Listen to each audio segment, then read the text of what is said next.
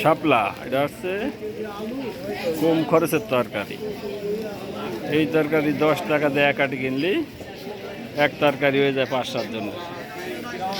তরকারি যদি বেশি দামি মনে হয়, তরকারি বাজার বেশি উঠে যায়, তাহলে এই শাপলা খাওয়া যেতে পারে। 10 টাকা এক তরকারি। কলমি শাকও 10 টাকা আটি। এও একটা ভাজি হয়ে যায় 5-7 জন। টাকা বাইছে যায়। 100 টাকা বেগুনি কেজি, যেখানে 10 টাকায় এক তরকারি শাপলা। শাপলা 10 টাকা আটি। সস্তার তরকারি আলু, কচু, কলমি শাক, পেঁপে, এই তরকারিগুলো বেশ সাশ্রয়ী।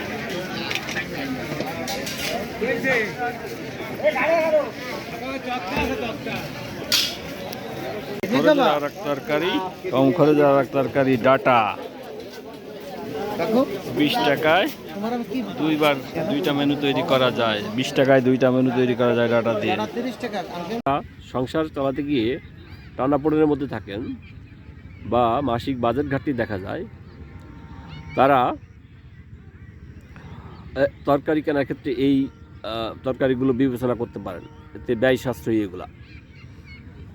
যেমন বর্ষার শুরুতে তরকারির দাম অনেক বেড়ে যায়, তখন 10 টাকার শাপলা দিয়ে বা 10 টাকার কলমি শাক দিয়ে একটা তরকারি তৈরি করা যায়। আবার আলু সারা বছরই মোটামুটি কম দামে পাওয়া যায়, আলু বাড়াই দেওয়া যেতে পারে। আবার আলু দিয়ে রুটিও বানায় খাওয়া যায়, আলু সিদ্ধ করে তার সাথে আটা মিক্সার করে রুটি বানায় খাওয়া যায়। এটা বেশ সুস্বাদু এবং সেই ক্ষেত্রে চালের খরচ খানিকটা কমে আসে। আবার কচু, ডাঙ্গার কচু বা বিভিন্ন যত ধরনের কচু আছে, এগুলো কিন্তু কম খরচের তরকারি এবং এর পুষ্টিগুণও বেশ ভালো। যেমন পানি কচু, এর গোড়াও খাওয়া যায়, ডাগাও খাওয়া যায়। ডাঙ্গায় যে কচু হয়, এরও প্রতি কেজি খরচ খানিকটাই ব্যয় সাশ্রয়ী। আবার বছরের অনেক সময় পেঁপে বা লাউ, এর কিন্তু দাম কম থাকে। তো যখন কম থাকে তখন এগুলা কিনে এগুলা খাওয়া যেতে পারে। এগুলারও প্রতি কেজি যদি হিসাব করা হয়, তাহলে এখান থেকে ব্যয় সাশ্রয়ী। আবার ডাটা দেখা যাচ্ছে, এক আটি ডাটা 20 থেকে 40 টাকার মধ্যে 2টা মেনু তৈরি করা যায়। শাক খাওয়া যায় এবং ডাঁটা খাওয়া যায়।